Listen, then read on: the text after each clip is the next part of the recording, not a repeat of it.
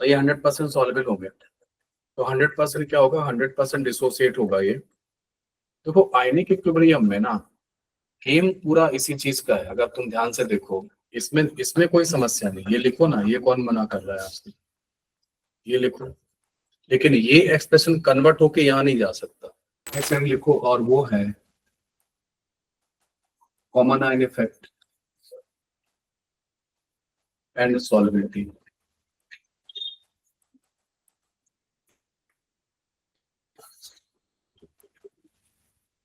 Common ion effect and solubility, ठीक है। तो common ion effect and solubility में जो होगा उस तरीके से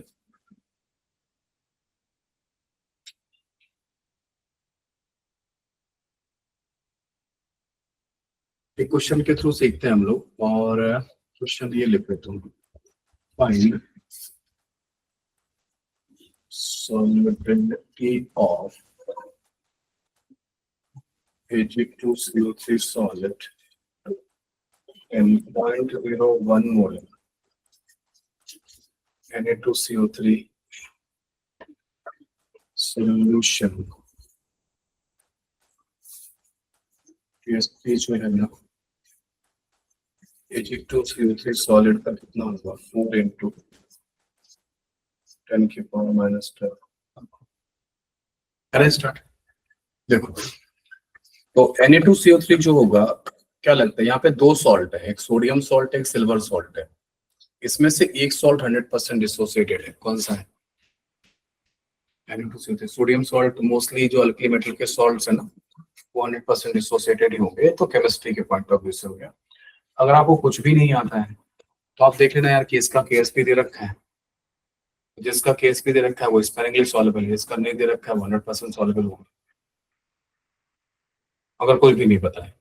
वरना तो सोडियम सॉल्ट वगैरह अल्कली मेटल के जो सॉल्ट्स हैं वो 100% सॉल्युबल है। इसीलिए जो अल्कली मेटल्स वगैरह की बात करें तो उनको जब लैब में जाके आइडेंटिफाई करना होता है ना तो उनको हम ड्राई स्टेट में आइडेंटिफाई करते हैं, फ्लेम टेस्ट करते हैं। सोडियम का गोल्डन येलो आता है ना, तो ठीक है, तो उनको हम ड्राई स्टेट में करते हैं क्योंकि यार वो पानी से अगर तुमने वाटर में डिजोल्व कर दिया तो फिर तुम्हारी कोई भी तरीके से कुछ भी कर लो आप उन्हें पानी से बाहर नहीं ला सकते, डिजोल्व हो गए। अब एक तरीका है कि आप इवापोरेट करो, इतना टाइम किसके पास है, पहले तो डिजोल्व कर लिया, फिर आप तुम उसको लेवल एग्जामिनर को बोल रहे हो सर क्या कर इवापोरेट करना है, क्यों करना है, बोले सर डिजोल्व हो गया इसमें। तो बोले डिजोल्व किया ही क्यों था भाई, सोडियम सॉल्ट था तो डिजोल्व भी हो जाएगा, ऑब्वियस सी बात है ना। तो वो नहीं करना है कि नहीं सर इवापोरेट कर ले, अरे इवापोरेट क्यों कर लोगे भाई जब डिजोल्व ही नहीं करना था ना। आप ड्राई स्टेट में क्या करोगे, उसको टेस्ट करोगे। ओके, तो ये 100% सॉल्वेबल हो गया। तो 100% क्या होगा, 100% डिसोसिएट होगा ये। देखो आयनिक इक्विलिब्रियम में ना गेम पूरा इसी चीज का है, अगर तुम ध्यान से देखो तो इसी चीज का गेम है कि कौन 100% डिसोसिएट हो रहा है, कौन पार्शियल डिसोसिएट हो रहा है, और गवर्न कौन कर रहा है।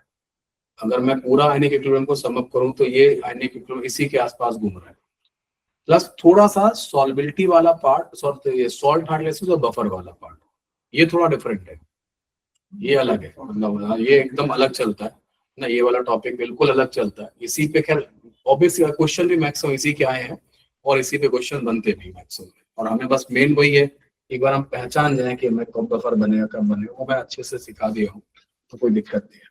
तो 100% जो डिसोसिएट होगा तो 0.01 मोलर ये पूरा खत्म होगा।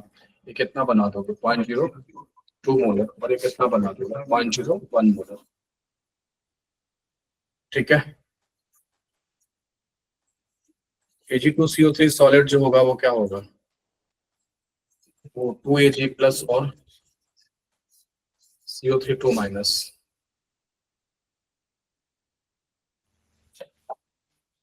तो 2S और S,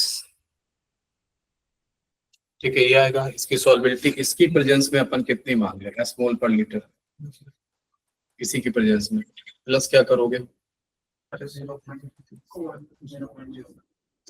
ठीक है, फिर एक काम करना, ये वाला S निगलेक्ट कर देना।